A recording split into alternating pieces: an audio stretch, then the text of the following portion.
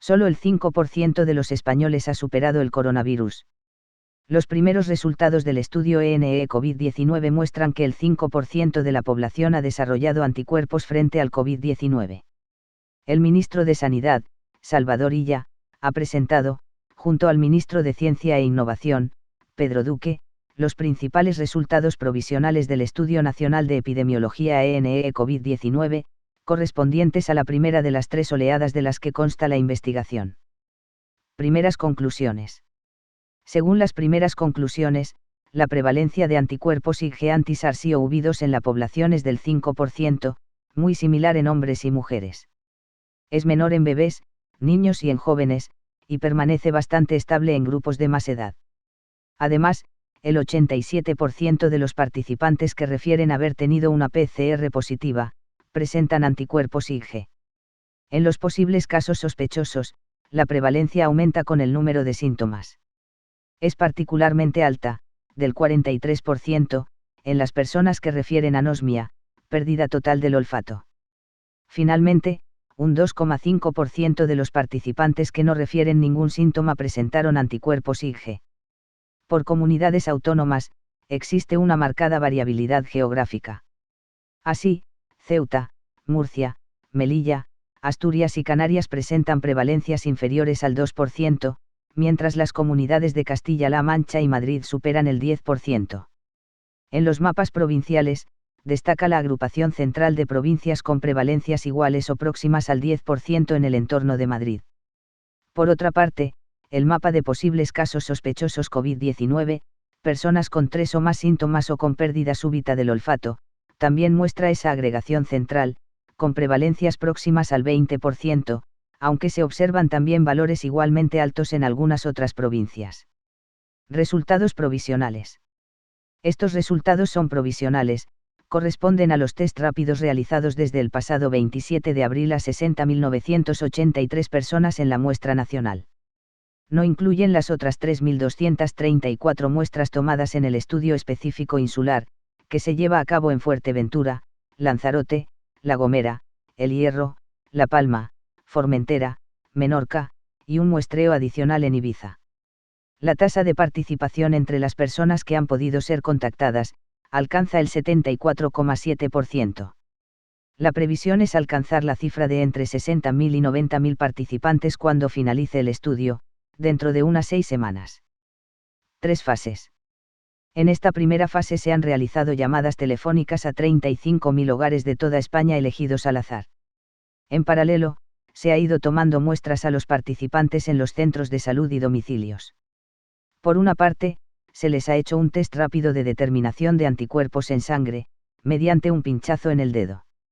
Para asegurar la fiabilidad de los resultados y aplicar el máximo rigor metodológico, se ha obtenido de forma adicional muestras de sangre por venopunción, pinchazo en el brazo, en aquellos participantes que han dado su consentimiento. Los resultados presentados esta tarde no incluyen la información de este segundo tipo de pruebas, que miden los anticuerpos mediante inmunoensayo, ya que no se tienen los resultados de todas las comunidades autónomas. En las oleadas siguientes, será posible conocer la evolución de la prevalencia y los cambios observados durante el tiempo en los participantes. En su intervención, finalmente, Illa ha agradecido la inestimable colaboración que están prestando las 17 comunidades autónomas y las ciudades autónomas de Ceuta y Melilla, a través de sus equipos de atención primaria.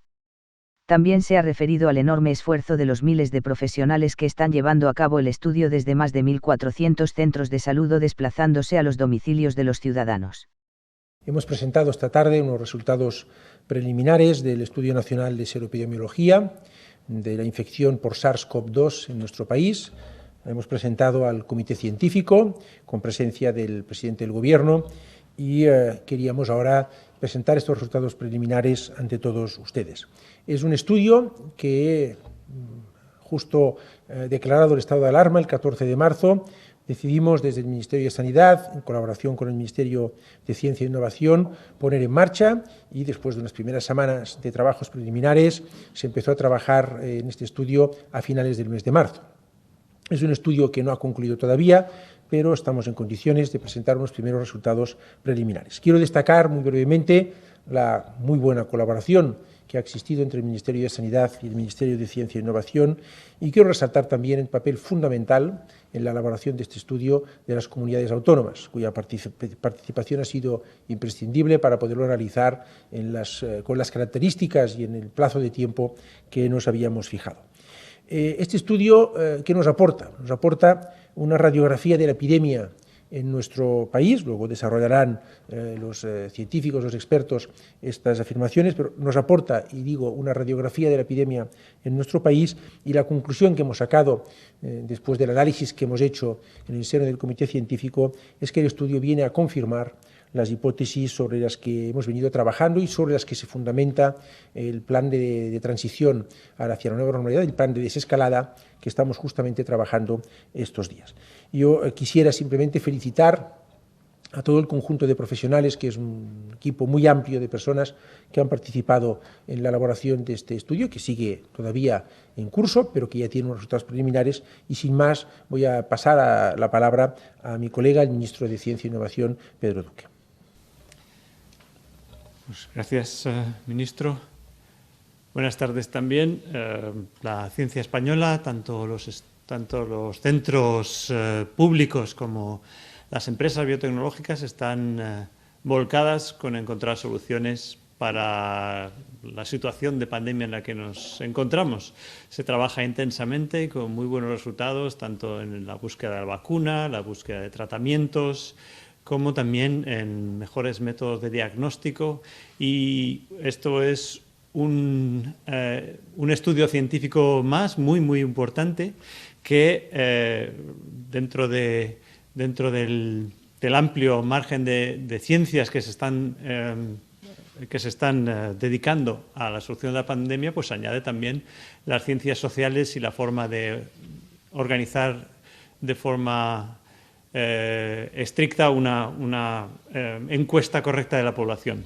Creemos que es uno de los estudios más sólidos que se han hecho hasta ahora, epidemiológicos, y que proporciona datos científicos que se han hecho en el mundo. Desde luego, entre los países occidentales es uno de los más sólidos, y es por el grado de representatividad, es decir, desde el punto de vista matemático, de las personas de España, y también por el número de pruebas hechas, en un estudio enormemente ambicioso del que estamos realmente muy orgullosos. Destaco también la colaboración entre los dos ministerios y, por supuesto, con todos los servicios de sanidad de las comunidades autónomas, y creo que con esto demostramos que estamos unidos para trabajar contra esta pandemia. Creo que este estudio marca un antes y un después de la ciencia española en la lucha contra la pandemia, y que nos proporcionará datos importantísimos. La ciencia se alimenta de datos, y estos van a ser muy importantes.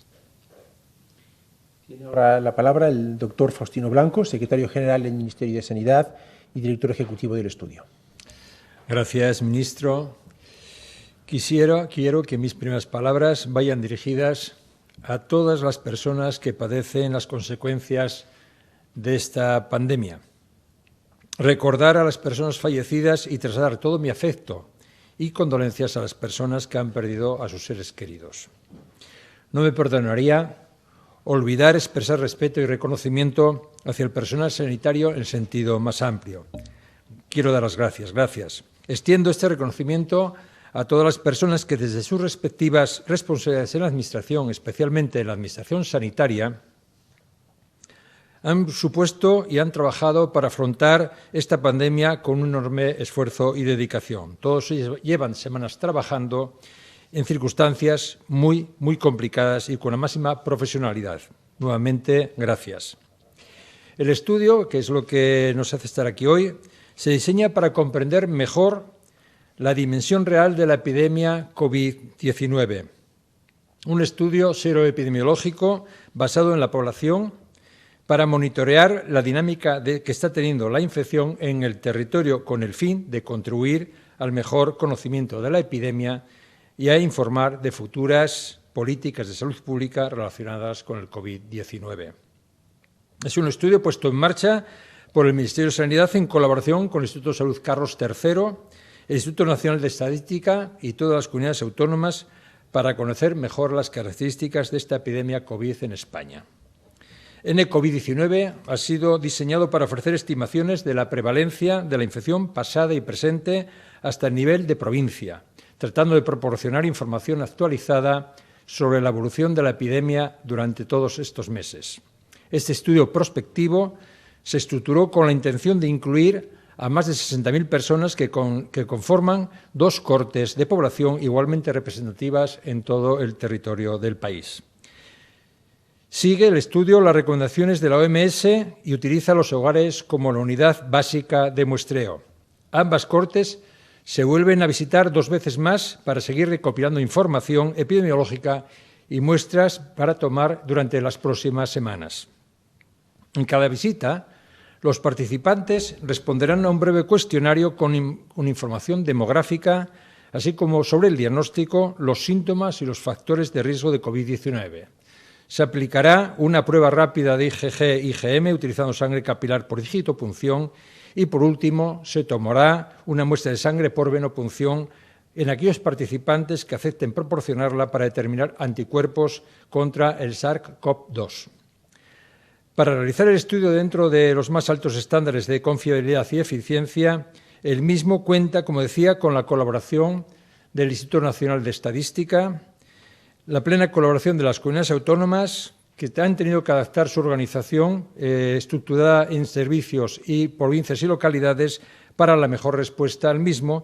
Y, por supuesto, también quiero agradecer, y creo que hay que reseñar, el equipo de ingeniería que ha realizado todo este proceso con una excelente dedicación, una calidad extraordinaria y ha respondido en un tiempo récord a una exigencia que yo creo que era muy relevante. Lo relevante también es decir que lo que pretendía el estudio era dimensionar realmente el número total de personas infectadas, tanto a nivel nacional, regional como local, y también monitorear la propagación de la enfermedad dentro de una situación de confinamiento. Es muy importante dilucidar en qué medida las nuevas infecciones se pueden deber a transmisión comunitaria o se producen dentro de los hogares, ya que las medidas de contención pueden definir una estrategia.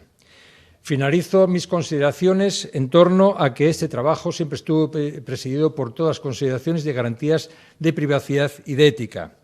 Fue revisado y aprobado por el Comité de Ética del Instituto de Salud Carlos III y existen distintas formas de consentimiento informado para personas adultas, adolescentes, padres con niños participantes y tutores participantes discapacitados.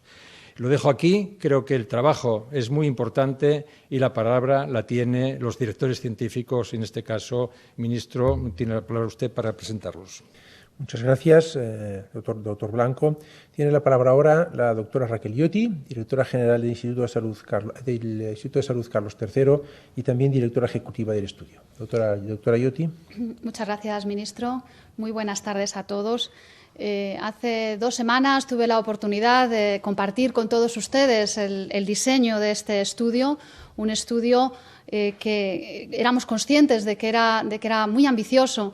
Y hoy estamos en disposición de poder compartir los primeros resultados. Quiero insistir que son resultados preliminares, pero creemos que es muy importante realizar este ejercicio de transparencia para compartir con toda la ciudadanía en el momento en el que hemos tenido la primera información, poder hacerla pública, contando con todas las precauciones que supone transmitir la información en un estudio que se encuentra en desarrollo. Aún estamos realizando el estudio, hay pendientes 2 rondas, 2 nuevas visitas de todos los participantes, por tanto, estamos aún en una fase en la que tenemos que terminar de consolidar la información y continuar incrementando los datos. Los resultados de este estudio serán publicados formalmente en el contexto de una publicación científica, donde habrá oportunidad desde el punto de vista metodológico, poder interaccionar con la comunidad científica. Quiero resaltar algunas características del estudio antes de dar paso a la presentación de los resultados que correrá a cargo de su directora científica. En primer lugar, la representatividad de la muestra. Esto es algo que, como ha mencionado el ministro de Ciencia e Innovación, hace que este estudio sea singular, tanto por su magnitud, por su tamaño, pero fundamentalmente por el rigor metodológico que ha hecho que tengamos una muestra que pretende ser representativa del conjunto de la población española. En segundo lugar, algo que consideramos que ha sido la clave del éxito, y es el haber sustentado el desarrollo del estudio en la atención primaria, en el Sistema Nacional de Salud, en los servicios de salud de todas las comunidades autónomas, con una participación muy especial de la atención primaria y, en particular, de la enfermería de atención primaria, que ha jugado un papel clave en el desarrollo del estudio y que está siendo actualmente un elemento de éxito. En el estudio han participado 1.416 centros de salud, más de 2.600 usuarios de un sistema de información desarrollado por el Ministerio de Sanidad en un tiempo récord e instalado en todos estos centros de salud de toda España. Cuando planteamos realizar este estudio, éramos conscientes que estábamos frente a grandes retos logísticos. En primer lugar, disponer de este sistema de información único, un sistema informático compartido donde se volcaran todos los datos. En segundo lugar, el reto de coordinarnos 17 comunidades autónomas y 2 ciudades autónomas. También protocolizar de forma muy rigurosa, simplificando al máximo los procedimientos, pero sin perder la complejidad del estudio. Para esto hemos desarrollado un sistema de formación online en una plataforma que se ha habilitado en la Escuela Nacional de Sanidad del Instituto de Salud Carlos III, en el que estos más de 2.600 participantes han tenido acceso a todos los protocolos, y no solo a los protocolos, sino también a vídeos y a las formas en las que se debía utilizar el sistema de información. Además, una parte de los análisis de anticuerpos que hemos realizado se ha hecho en laboratorio, es decir, no solo hemos hecho test rápidos, sino que también hemos analizado muchos miles de muestras en laboratorios, y esto se ha hecho de forma descentralizada. Hemos contado con 28 laboratorios de microbiología en todo el país que han funcionado en red, utilizando una misma técnica diagnóstica, siendo necesario actualizar el software de los autoanalizadores de forma simultánea, rapidísima, para que esto se hiciera a la vez y con la misma técnica, de forma homogénea, contando en todo momento con la coordinación del Centro Nacional de Microbiología, que también ha sido encargado de realizar el análisis de muestras de varias comunidades autónomas, y que además será la ubicación donde almacenemos las alícuotas, las muestras de todos los participantes del estudio, para constituir una colección de muestras que estarán disponibles para la comunidad científica. También ha sido un reto la logística y el aprovisionamiento. Hemos utilizado las mismas técnicas diagnósticas, el mismo test rápido, los mismos cuestionarios, los mismos consentimientos informados, y todo esto ha habido que distribuirlo en todo el país, para empezar de forma simultánea. Y finalmente, como mencionaba el secretario general, un soporte desde el punto de vista legal y ético que nos ha permitido contar con el rigor necesario exigible para un estudio de esta magnitud y para cualquier estudio de investigación. Todo esto quiere decir que en el estudio han participado de forma muy directa, gestionándolo de forma directa, más de 110 personas, que a su vez han contado con equipos y, desde luego, finalmente esas 2.600 profesionales sanitarios y profesionales de apoyo en los servicios de salud de las comunidades autónomas haciendo el estudio. El estudio es de todos ellos, pero quiero de verdad aprovechar esta oportunidad para agradecerlo. Esto es un hito en este país, el tener un estudio de esta magnitud compartido a este nivel, y que además seamos capaces de hacerlo tan rápido, de forma tan ágil, es algo que no solo supone una oportunidad puntual, sino que creemos que puede suponer una nueva forma de trabajar sobre la que podamos anidar futuros proyectos. Sin más, me gustaría pasar, no comentar más resultados del estudio para que la doctora Marina Pollán tenga la oportunidad de explicarlo en profundidad. Muchísimas gracias. Bien, pues, doctora Marina Pollán, directora del Centro Nacional de Epidemiología y directora científica del estudio, tiene usted la palabra. Bueno, buenas tardes. Yo también quiero agradecer a todos los que han hecho este estudio posible. Comentar que diseñamos el estudio con un fuerte componente poblacional. Queríamos que fuera representativo de la población española y hicimos una estimación de cálculo de tamaño muestral, entendiendo que deberíamos saber incluir o poder incluir a 60.000 participantes para poder tener esa foto desagregada por comunidad autónoma y por provincia. Para ello y con ayuda del INE, como se ha comentado, hicimos un muestreo muy grande dirigido a 36.000 hogares divididos en 2 cohortes que se separan en la recogida de datos una semana, pero son una única cohorte global a la que vamos a ir a visitar, como se ha comentado, 3 veces. Tengo que comentar que con los resultados de la primera oleada, es decir, la primera ronda, lo primero que habría que resaltar es que hemos tenido una participación global cercana al 75%, que es muy poco habitual en estudios poblacionales y que pone de manifiesto el interés de la población española frente a esta patología y también su solidaridad, porque nos han dado su tiempo, nos han dado su información y también nos han dado sus muestras biológicas. Una cosa que no esperábamos en absoluto es que 89% de estos participantes se dejaran pinchar para obtener una muestra de sangre para poder utilizar un test de laboratorio que es más específico y del que todavía no disponemos de los resultados para el conjunto de la ronda y tenemos unos resultados parciales en 17.000 participantes. Teniendo en cuenta que los resultados del test que consideramos más fiable está disponible en una pequeña, no es tan pequeña en términos de número, pero no lo tenemos disponible para el conjunto del país.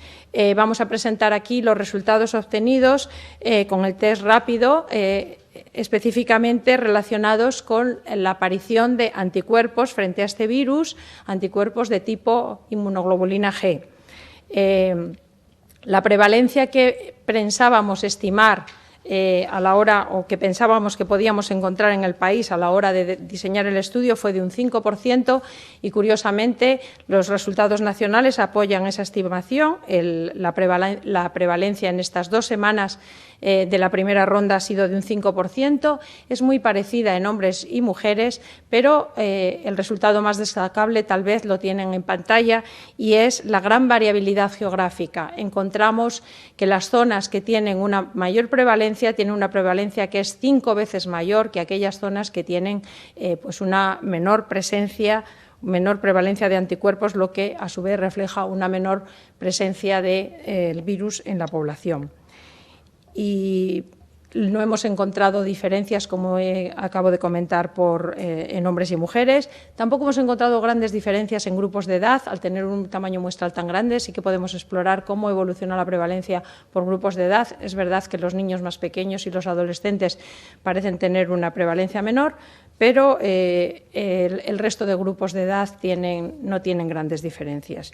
Y estos son los principales resultados. Yo también termino, tal vez, volviendo a recalcar que esto ha sido el esfuerzo compartido de muchas personas y aprovecho la oportunidad de estar aquí en la televisión para dar las gracias a todos los participantes, para animarles a seguir participando, porque este estudio no se ha terminado. Esta es la primera foto, pero esto es un estudio longitudinal. Queremos tener un vídeo de cómo va la evolución de la pandemia en nuestro país. Ahora que se están tomando decisiones respecto al confinamiento, es importante que tengamos más información y que también seamos capaces de identificar cómo evolucionan los anticuerpos, es decir, la protección frente al virus.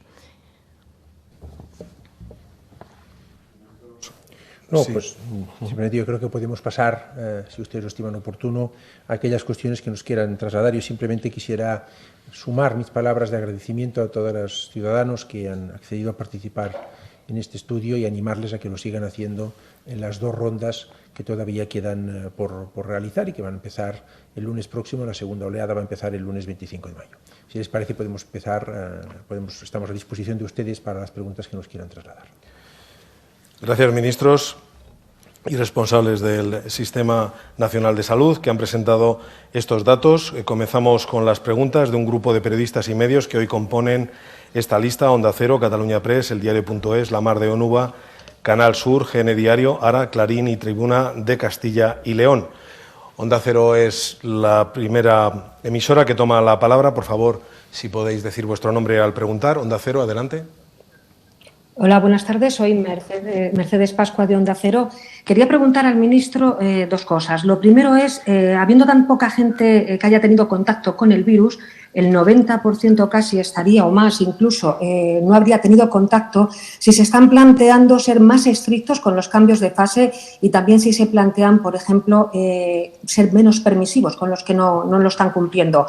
Y sobre las mascarillas, quería saber si ya han decidido que sean obligatorias y qué motivo les lleva ahora a que sea así. Para los responsables del estudio, me gustaría saber qué tipo de test están usando, porque los profesionales sanitarios nos dicen que los más fiables son unos test tipo ELISA, creo que se llaman, y luego sobre los niños, acaba de decir la responsable que no han notado que haya más contagiados. Hoy Simón nos ha dicho que sí estaban subiendo los contagios en niños de hasta 10 años, y si han hecho algún estudio o tienen algún dato sobre sanitarios a los que hayan tomado muestras. Muchas gracias. Muchas gracias, Mercedes, por sus preguntas. Voy a responder yo a las 2 primeras, luego pasaré la palabra a la doctora Raquel Lloti para contestar sobre el tipo de test y a la directora científica del estudio, Marina Pollán, para contestar sobre los niños y sobre los profesionales sanitarios. Respecto a las 2 primeras preguntas, bien, el estudio lo que hace es constatar que un 5% de la población española a nivel nacional ha tenido algún tipo de contacto con esto. Eso es un poco más de 2 millones de personas. No sé si es poco o mucho, es lo que es. Y las conclusiones que se han desprendido por parte de los autores del estudio y por parte del comité científico, todavía conclusiones preliminares que hay que seguir desarrollando, analizando más los datos y viendo también la siguiente información que proporciona el estudio es: 1, no hay inmunidad de rebaño en España. Esto le debe decir que al conjunto de expertos del Ministerio de Sanidad no les ha sorprendido, no hay inmunidad de rebaño. Y 2, es una validación de las hipótesis que presidieron la elaboración del plan de transición a la nueva normalidad, al plan de desescalado. Ya diseñamos este plan con la hipótesis de que no había una inmunidad de rebaño, y por tanto el estudio viene a confirmar esto. Y por tanto nos viene a reafirmar en todos los criterios de prudencia que hemos venido reiterando rueda de prensa tras rueda de prensa, en el sentido de que hay que actuar con muchísima prudencia a la hora de desescalar. Es un proceso muy complejo, es un proceso lleno de incertidumbres, y la responsabilidad individual de los ciudadanos españoles y la prudencia deben ser los 2 pilares sobre los que se fundamenta este proceso de desescalada. Respecto a las mascarillas, bien, nosotros estamos estudiando, lo hicimos ya el lunes con el conjunto de comunidades autónomas en el seno de la interterritorial, del Pleno de la Interterritorial del Sistema Nacional de Salud. Lo acabaremos de hacer este viernes en una reunión que también tenemos prevista. De momento quiero recordar que la mascarilla es obligatoria en el transporte público y es altamente recomendable en aquellas situaciones en que no se pueda mantener la distancia interpersonal de más de 2 metros o más de 2 metros.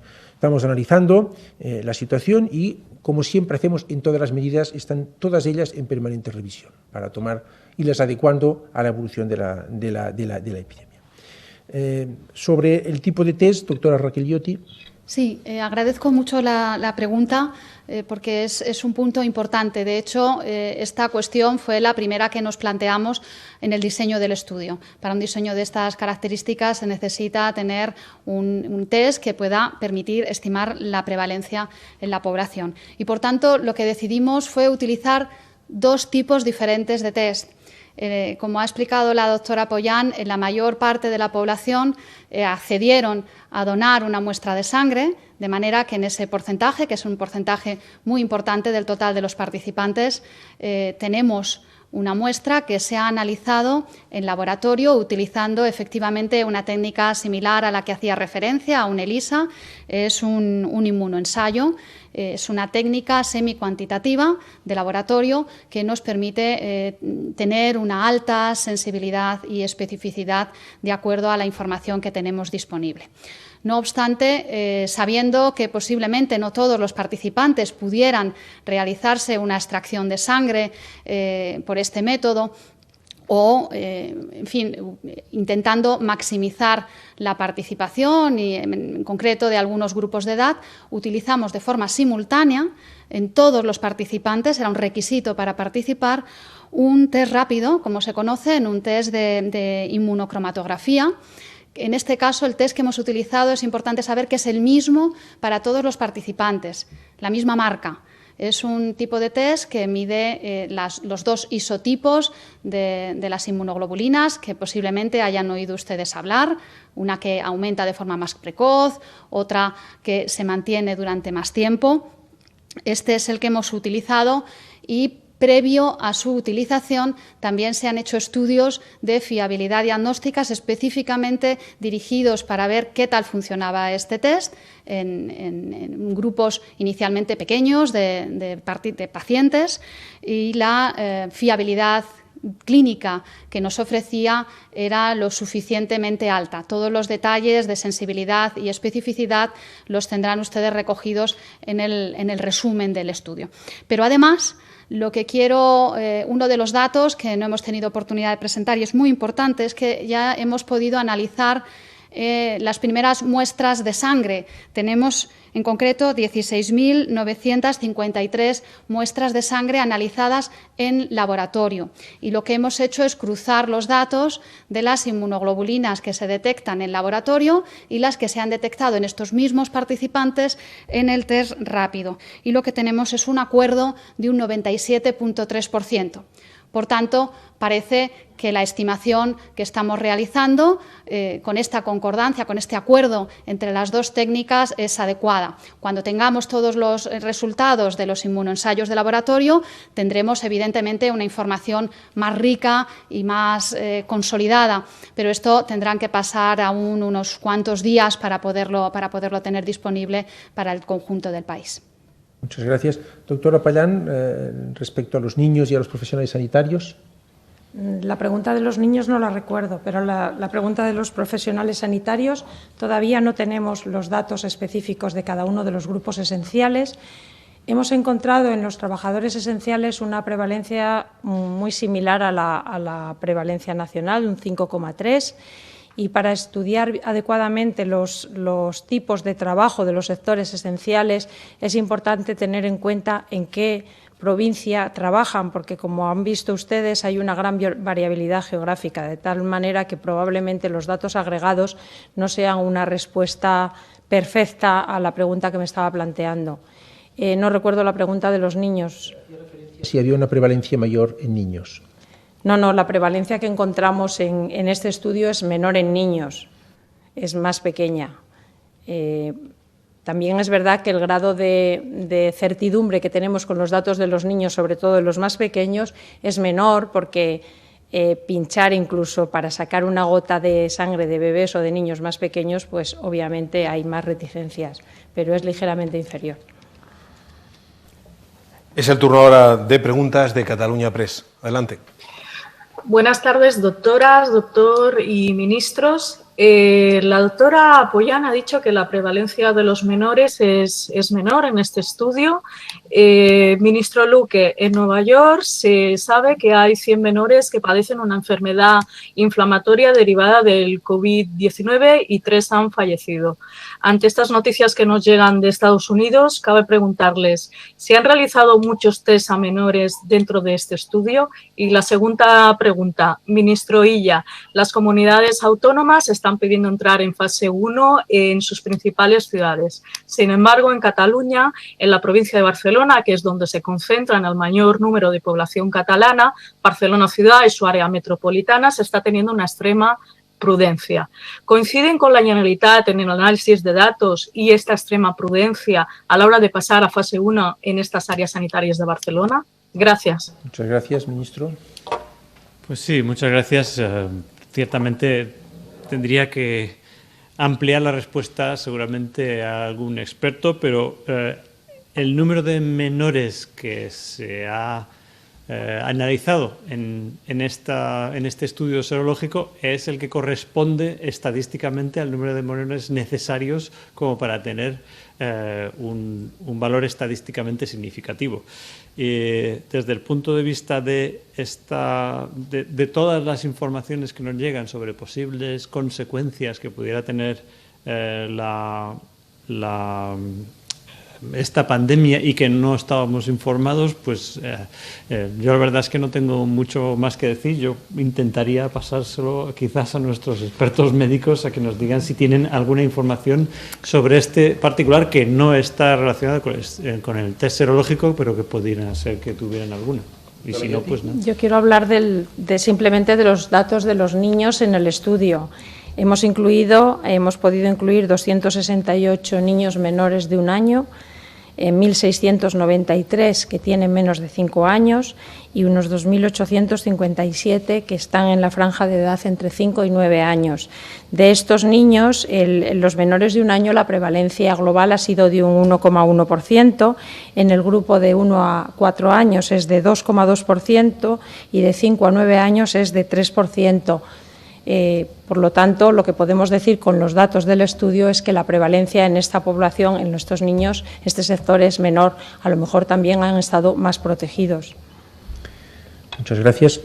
Purificación, respecto a la pregunta que me ha formulado, hemos estado en contacto esta semana, como siempre venimos haciendo, con todas las comunidades autónomas, en particular con la Comunidad Autónoma de Cataluña y con su consellera. Han remitido varias propuestas de progresión a fase 1 de algunas unidades territoriales de la Comunidad Autónoma de Cataluña. Vamos a analizar desde un punto de vista técnico, estamos analizando conjuntamente con los servicios de salud pública de esta comunidad autónoma la información que nos han remitido, y mañana nos hemos emplazado a una reunión bilateral con la consellera y su equipo para tomar la decisión conjuntamente. Entonces, quiero recordarles que estamos en una etapa de cogobernanza, que las decisiones respecto a la progresión de fase se toman conjuntamente. Efectivamente hay que actuar con muchísima prudencia y yo celebro que se haga así por parte de todas las comunidades autónomas, porque es verdad que se está haciendo un grandísimo trabajo por parte de todas ellas, pero también es verdad que hay que actuar, insisto, con muchísima prudencia. Yo no quiero anticipar ninguna decisión, vamos a ver los análisis técnicos que hacen los expertos conjuntamente, los del Ministerio con los de la comunidad autónoma, y vamos a ver mañana en la reunión bilateral a qué conclusiones llegamos respecto a las distintas unidades territoriales que se os han propuesto. Turno ahora de preguntas para el diario.es. Hola, buenas tardes. Soy Belén Remacha del diario.es. Quería dirigir unas preguntas primero a la doctora Llotí y a la doctora Pollán. En primer lugar, si se ha observado si hay un cálculo del contagio entre personas asintomáticas, si es superior o inferior de lo que se esperaba, cuántas personas asintomáticas han pasado la enfermedad. También si el estudio ha variado en algo la letalidad observada en España. Y sí, bueno, son resultados preliminares, pero me gustaría saber si sustancialmente pueden cambiar mucho aquí a las siguientes oleadas o simplemente se va a ver una evolución de la epidemia. Y por otro lado, al ministro Salvadorilla le quería preguntar, ha comentado que el plan de desescalada ya partía de la hipótesis de que no iba a haber una inmunidad de grupo, pero me gustaría saber si sí que cambia algo en el sentido de tener más prudencia quizá en las zonas más afectadas, Madrid, las Castillas, o cambiar los ritmos en algo, si afecta en algo estos primeros resultados. Y también, por otra parte, bueno, ya ha habido varias críticas de comunidades autónomas acerca de la transparencia o de la presentación de los informes, de los criterios públicos, etcétera. Me gustaría saber si para esta siguiente fase que ha empezado ahora, si va a haber algún cambio en el sistema, se van a publicar los informes o algún tipo de cambio sustancial en las fases. Gracias. Muchas gracias, doctora Pollán. Respecto a la primera pregunta, creo que era si la he interpretado bien, si la prevalencia cambia a medida que se trata de personas que tienen más síntomas. Y hemos encontrado que esto es así. Para las personas que tienen entre 3 y 5 síntomas compatibles con COVID, la prevalencia de anticuerpos es del 8%. Aquellos que tienen más de 5 síntomas tendrían una prevalencia de 14,7%. Y una cosa que nos ha llamado bastante la atención y que corrobora lo que algunos expertos en la literatura científica exponían, es que aquellas personas que han referido, me estoy refiriendo a síntomas en los 2 meses, o sea, desde el 1 de febrero, es decir, desde que tenemos la epidemia en nuestro país, aquellas personas que refieren una pérdida súbita del olfato, entre estas personas la prevalencia ha sido de 43%. En global, de todos los positivos que hemos encontrado en el estudio, un 26% de ellos son personas asintomáticas, que no refieren ninguno de los síntomas por los que hemos preguntado. Respecto a la pregunta de la letalidad, este estudio no puede contestar esto porque no es una encuesta dirigida a personas que obviamente están vivas.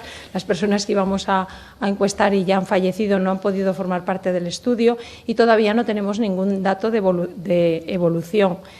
Respecto a la evolución de cómo será los cambios de la epidemia, pues precisamente para eso hacemos las rondas. Si tuviéramos muy claro cómo va a variar la prevalencia de la infección, pues no sería necesario volver a encuestar y volver a sacar sangre y a hacer test a estas mismas personas durante otras 2 veces.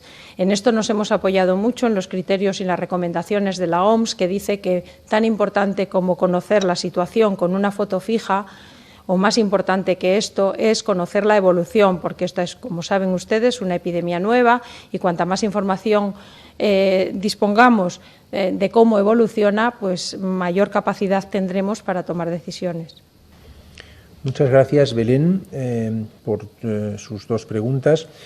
Los miembros del Comité Científico y los expertos del Ministerio de Sanidad han corroborado que no hay inmunidad de grupo y, efectivamente, todo el plan de trabajo para el desescalado estaba basado en esta hipótesis. Desde este punto de vista, el informe corrobora una de las hipótesis sobre las que basamos nuestro plan de transición a la nueva normalidad. Usted me dice si seremos más prudentes. Yo le he de decir que es difícil porque actuamos siempre con mucha prudencia y este es un elemento más que se tomará en consideración, que será analizado, ha sido ya remitido este informe a todas las comunidades autónomas, cuya participación, insisto, ha sido fundamental para poderlo realizar. Va a ser un elemento más que nos permitirá conocer con más precisión cómo estará la situación epidemiológica en cada una de las unidades territoriales de referencia. Respecto a la transparencia, el Gobierno de España ha actuado siempre con los máximos estándares de transparencia. Fíjense ustedes que estamos dando unos resultados preliminares de un estudio que está en una de las primeras oleadas, quedan 2 por hacer, y los trasladamos a la opinión pública al acabar la presentación que se ha hecho de estos resultados al Comité Científico presidido por el presidente del Gobierno. Tanto un nivel de transparencia máximo, evidentemente los resultados del estudio van a ser publicados por los circuitos científicos habituales y va a ser dada información técnica a quien la solicite una vez esté concluido y una vez esté acabado el análisis de esta importante cantidad de información que hemos recogido. Por tanto, el Ministerio y el Gobierno de España actúa siempre con máxima transparencia en todo, también en la información respecto a qué criterios sirven para valorar las peticiones de progresión de fase. Son unos criterios que explicó el doctor Simón y que tienen ustedes a su disposición. Las valoraciones son cuantitativas, pero sobre todo cualitativas, y se hacen conjuntamente en este marco de cogobernanza en reuniones bilaterales que se hacen esta tarde y mañana con aquellas comunidades autónomas que lo han solicitado. Y luego explicamos los resultados en una rueda de prensa pública, tanto el doctor Simón como yo mismo. Vamos a seguir con estos criterios de máxima transparencia que yo creo que son absolutamente indispensables en la situación en la que estamos. Pregunta ahora Lamar de Onuba. Adelante. Sí, hola, buenas tardes. Soy Perico Echevarría de Lamar de Onuba.es. Señor ministro, el presidente de la Junta de Andalucía, Juan Manuel Novilla, ha dicho que el criterio del Gobierno para cambiar de fase no es ni objetivo ni transparente y se ha mostrado convencido de que el lunes provincias como Málaga y Granada serán igualadas al resto de la comunidad. No sé si comparte el ministro ese optimismo del presidente andaluz y cómo encaja las críticas de grueso calibre que acusan al Gobierno de favorecer a unas comunidades sobre otras por criterios no científicos. En relación al estudio, me gustaría preguntarle si este arroja alguna luz sobre cómo está afectando la pandemia y el estado de alarma a las personas migrantes en situación irregular. Una información que piden además los 1.117 colectivos que han escrito al presidente del Gobierno y al defensor del pueblo, llamando la atención sobre la situación de todas estas personas en estas circunstancias excepcionales.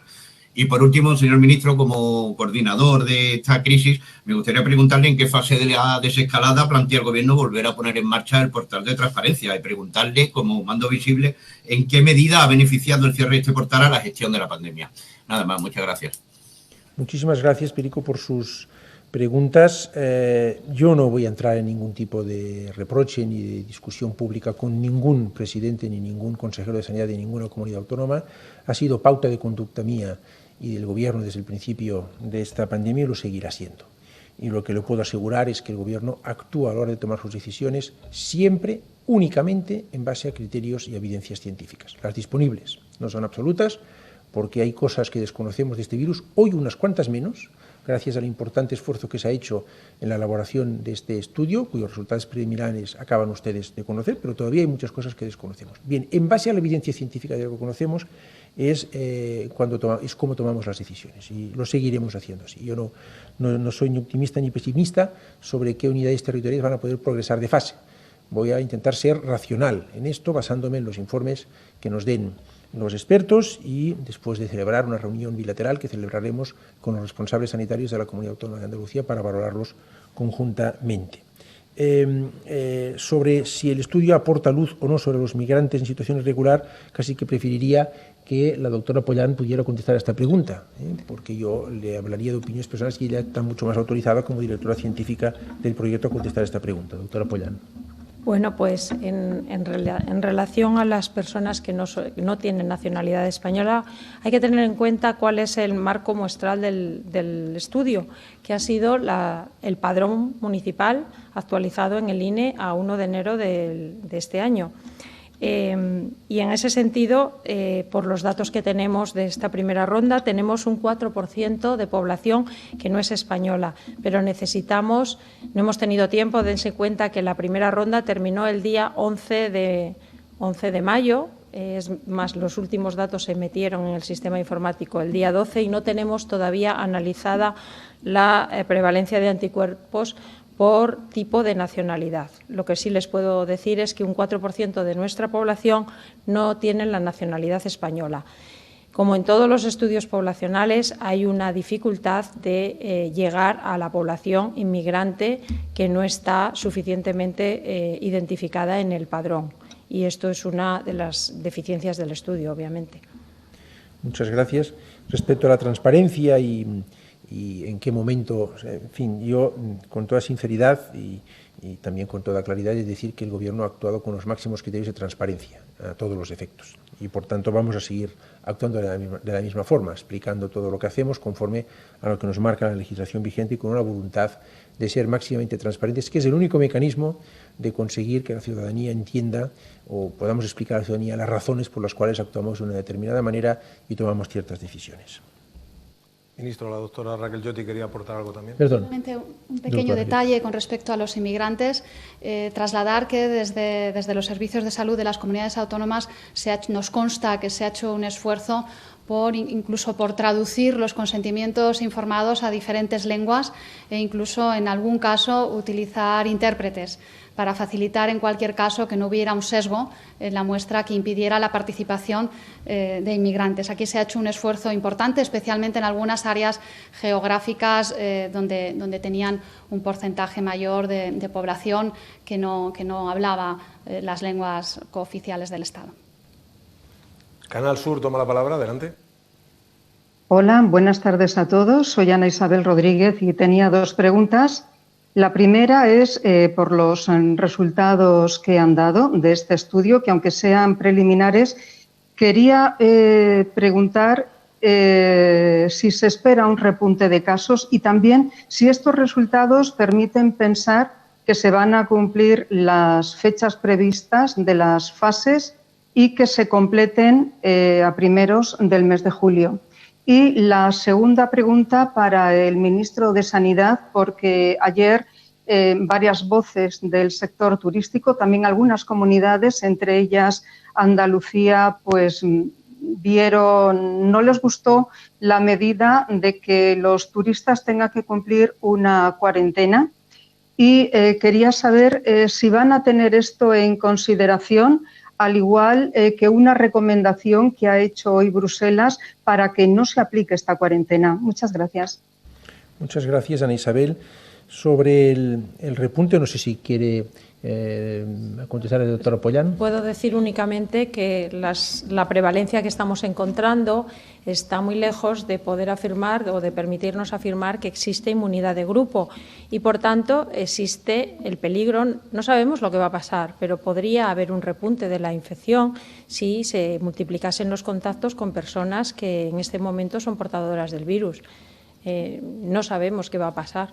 Por eso los criterios de cautela y de ir tomando las decisiones con la mayor parte o con la mayor información disponible pues son absolutamente sensatos. Muchas gracias, Ana Isabel. No, yo creo también que respecto a esta primera cuestión que usted ha preguntado y que le ha respondido la doctora Pollán, la variabilidad territorial que la directora científica ha expuesto antes cuando les relataba las conclusiones del estudio, yo creo que confirma también que fue un acierto plantear una desescalada simétrica, adaptada a la realidad territorial, a la realidad epidemiológica, de cada territorio. Y siempre dijimos que habría flexibilidad en el cumplimiento de las fechas y que estaría basada la progresión de fases en la evolución de la epidemia. Y ahí quiero hacer una apelación una vez más a la ciudadanía. Primero, para agradecer el ejemplar cumplimiento que hasta la fecha han tenido de las recomendaciones sanitarias y segundo, para decirles que ahora más que nunca es importante tener mucha responsabilidad individual. A medida que vamos teniendo más posibilidad de hacer cosas, es cuando más responsabilidad individual hay que tener en el cumplimiento de todas las recomendaciones que hacemos, porque, en fin, es relevante, muy relevante en esta etapa de desescalada. Respecto a las consideraciones que han hecho distintos representantes del sector turístico respecto a la medida que adoptamos ayer, complementaria de otra medida que adoptó el Ministerio del Interior, la del Ministerio de Sanidad, relativa a una obligación de hacer una cuarentena de 14 días para aquellas personas que vengan a nuestro país, la del Ministerio de Interior relativa a restricciones en las fronteras aéreas y portuarias, pues son dos medidas que evidentemente no es grato tomar, pero que hay que tomar.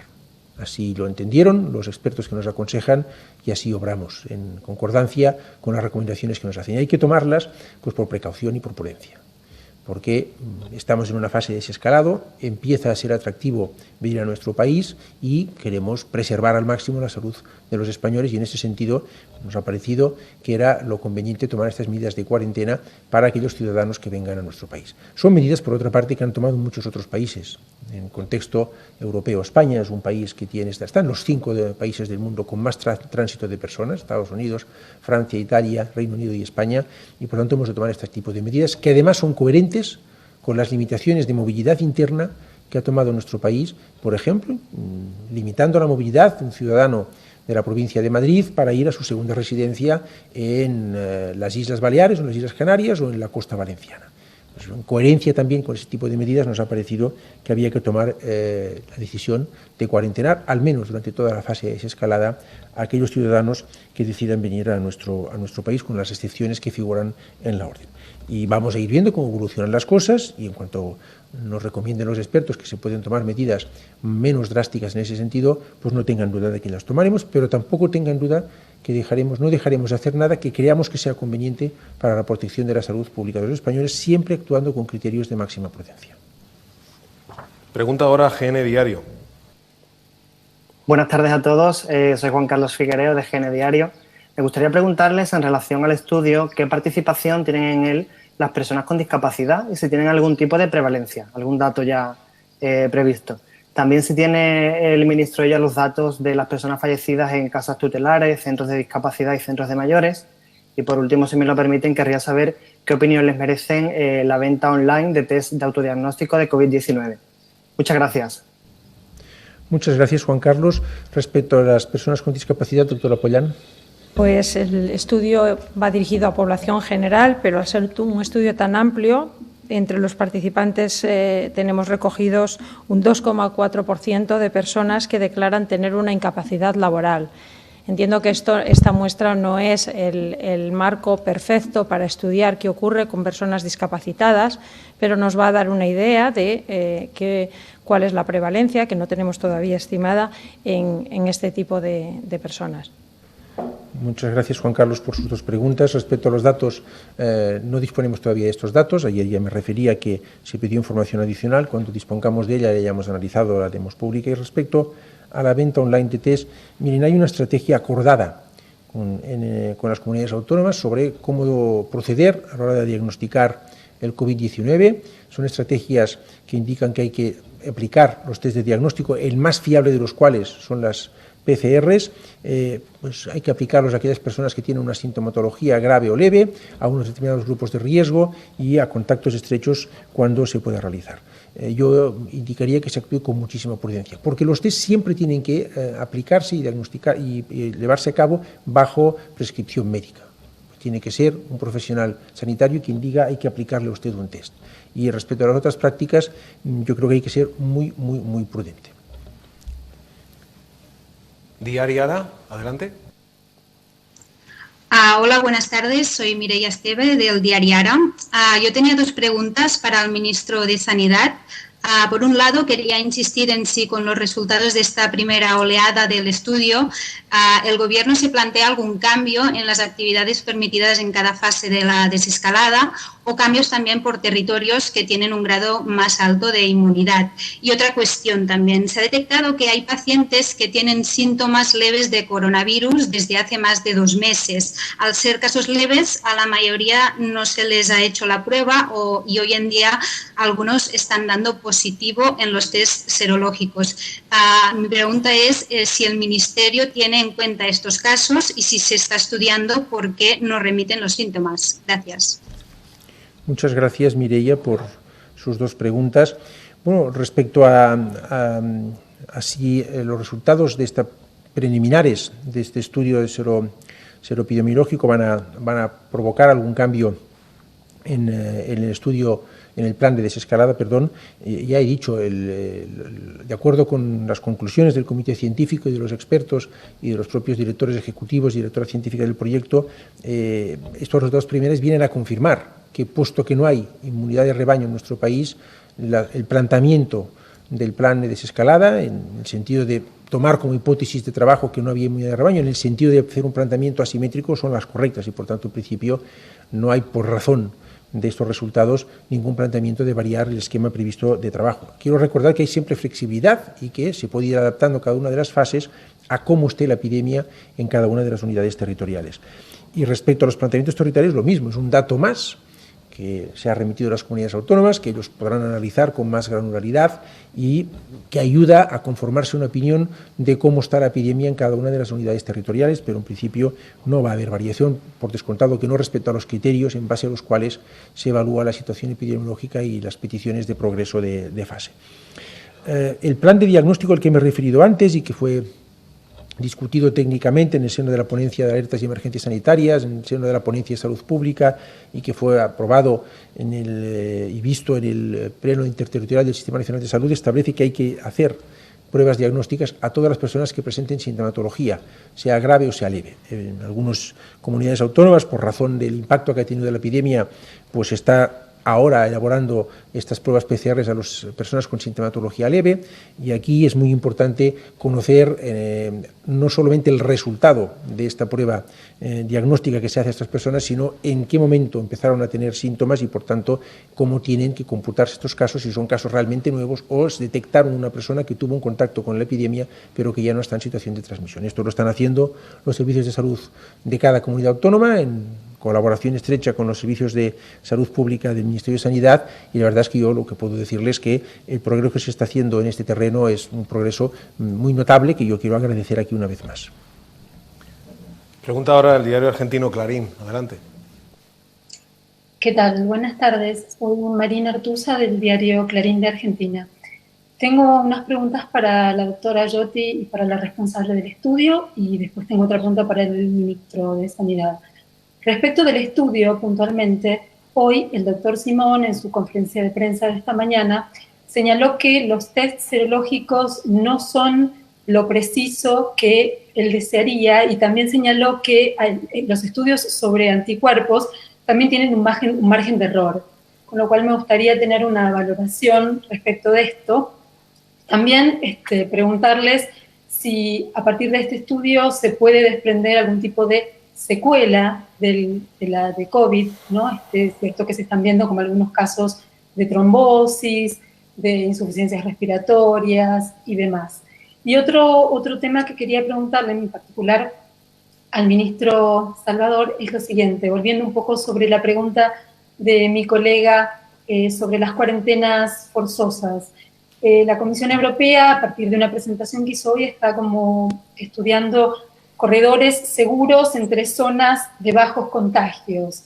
Yo quería saber si en algún momento, a través de su valoración del Ministerio de Sanidad, España podría considerar esto y cómo evaluaría la situación epidemiológica de procedencia de los viajeros, teniendo en cuenta que, por ejemplo, hay países como la Argentina que tuvo un confinamiento muy temprano, pero donde la pandemia avanza muy lentamente, o teniendo en cuenta por ahí una realidad como la de Rusia, que es un país que está dentro del mismo continente y que en este momento está aumentando significativamente de casos. Gracias.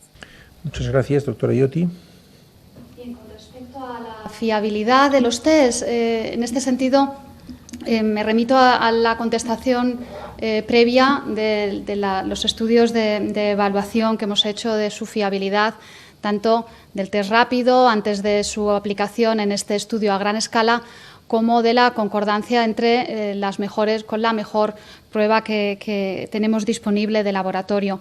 Sí quiero decir que es importante distinguir entre lo que es el diagnóstico del individuo, donde tienen que tenerse en cuenta su contexto clínico y toda la evolución de los síntomas, para hacer un diagnóstico clínico, ya sea de infección activa o de haber estado en contacto en un momento dado con el virus, se necesita hacer una evaluación global del paciente.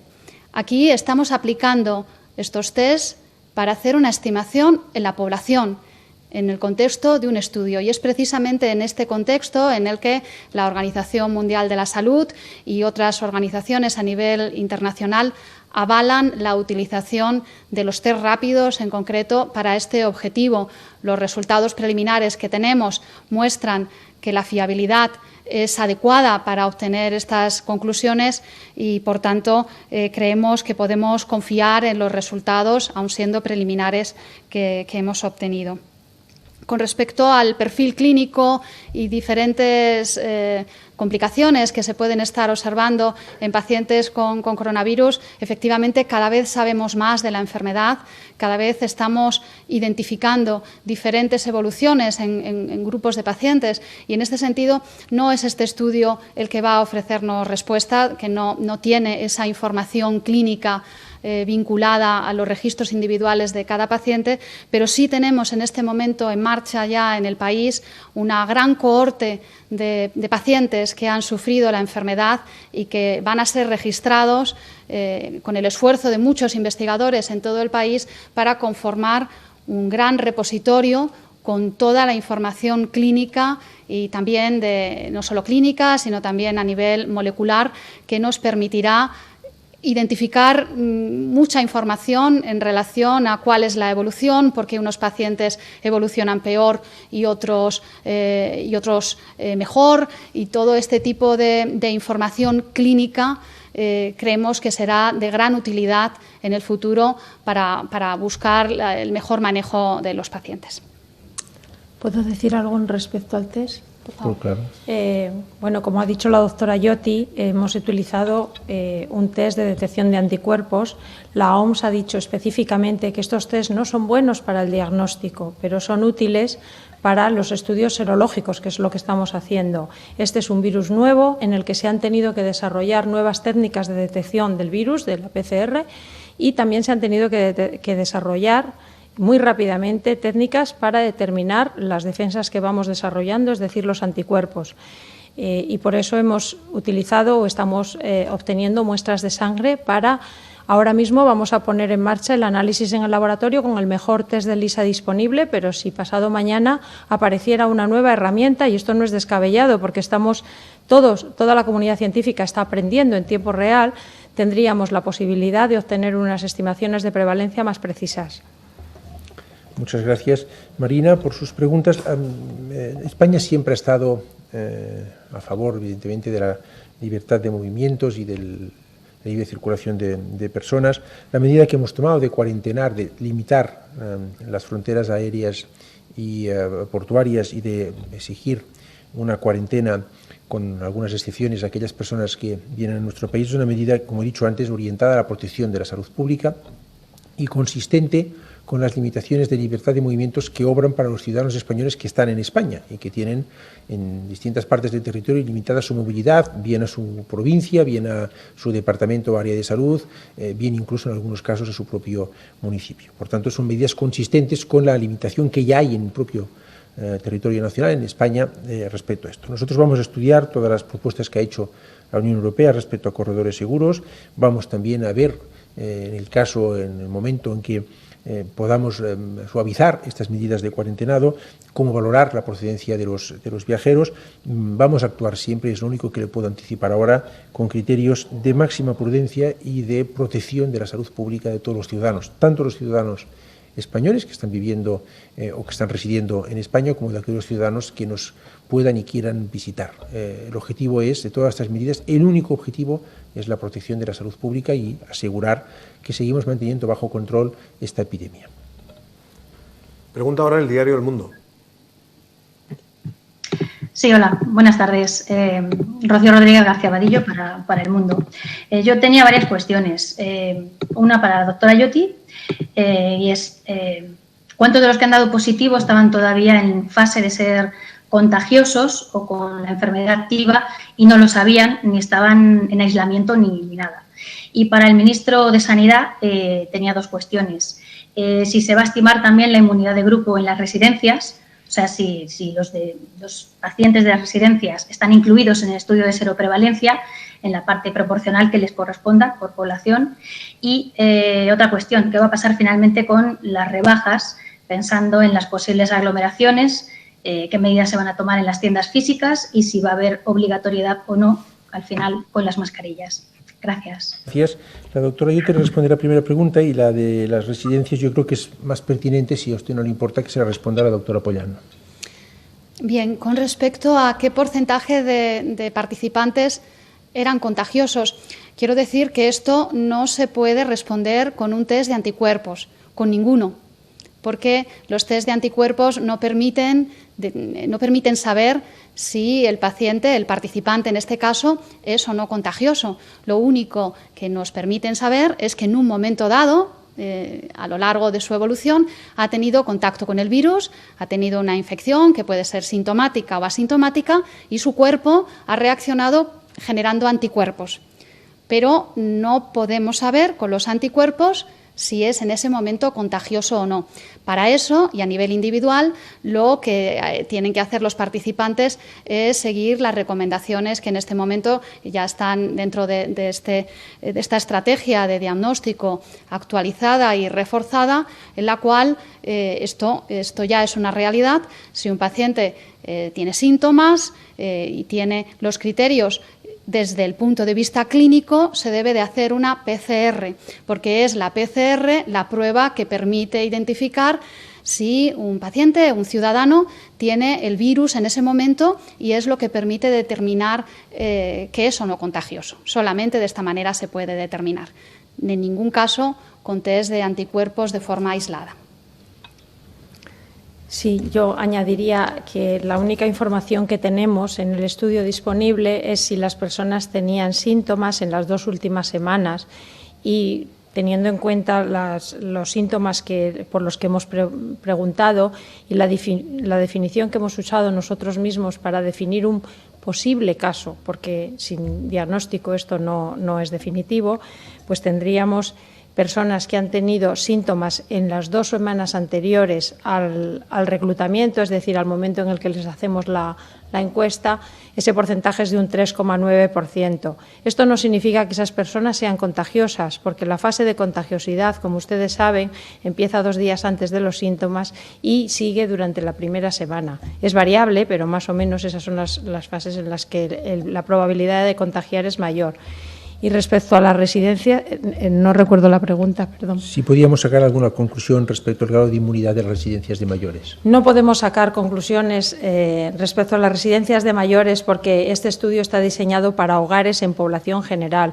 Es muy relevante hacer estudios específicos en residencias, en personal que vive internado. Y, de hecho, me consta que hay comunidades autónomas que están llevando a cabo este tipo de estudios. Nosotros nos estamos dirigiendo a hogares, o sea, a domicilios normales. Gracias. Respecto a la pregunta que me ha dirigido a mí, Rocío, sobre las rebajas, mira, hay que evitar las aglomeraciones, hay que evitarlas. Y en ese sentido, puesto que las rebajas son un reclamo que pueden facilitar las aglomeraciones, no están permitidas. Es así de claro y contundente la respuesta.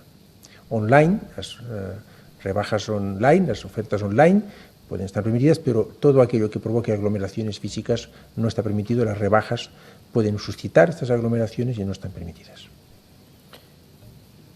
Pregunta ahora Tribuna de Castilla y León. Adelante.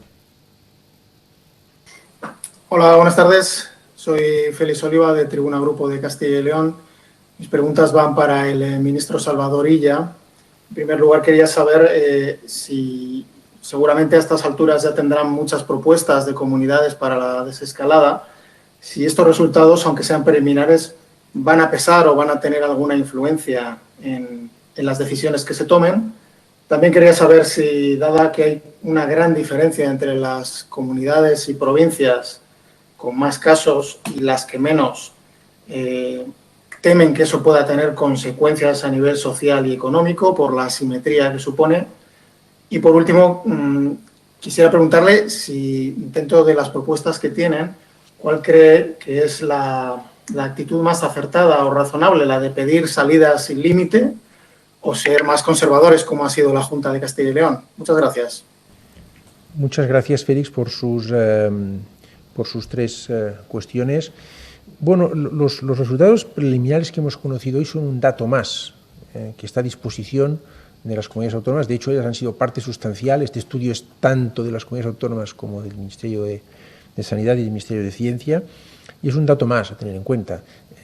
Las propuestas de progresión de fase y la evaluación conjunta que hacemos en el marco de la cogobernanza con las comunidades autónomas se basa en los criterios que explicamos, de capacidad asistencial, epidemiológicos, de capacidad de detección precoz, que es un elemento muy relevante por lo que nos trasladan los expertos a la hora de valorar la posibilidad de progresar de fase. Este es un elemento más que nos da una foto de cómo se ha extendido la epidemia por España y en las distintas unidades territoriales, y llega de forma robusta, tal como han contado los directores ejecutivos y la directora científica de este estudio, a nivel de provincia, de unidad territorial provincia.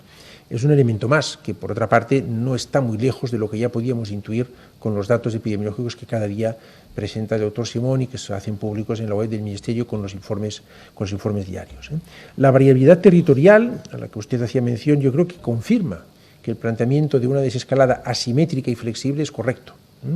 Y en ese sentido, yo creo que es una medida casi que diría de sentido común, es decir, no tenemos que forzar el ritmo o que marcar el ritmo de la desescalada por aquellos en que en peor situación epidemiológica están, sino que si hay territorios, como hemos visto, pues, por poner un ejemplo, 4 islas, ¿no? La Graciosa, el Río de la Gomera y Formentera, que pudieron una semana antes que muchos otros territorios progresar a fase 1, pues porque tenían una situación epidemiológica y unas características muy determinadas. Bueno, pues esto yo creo que es lo sensato, y así se hizo el planteamiento del plan de transición a la nueva normalidad, del plan de desescalada. Yo creo que los resultados que hemos conocido hoy me parece que confirman que este es el camino correcto y en él vamos a asistir.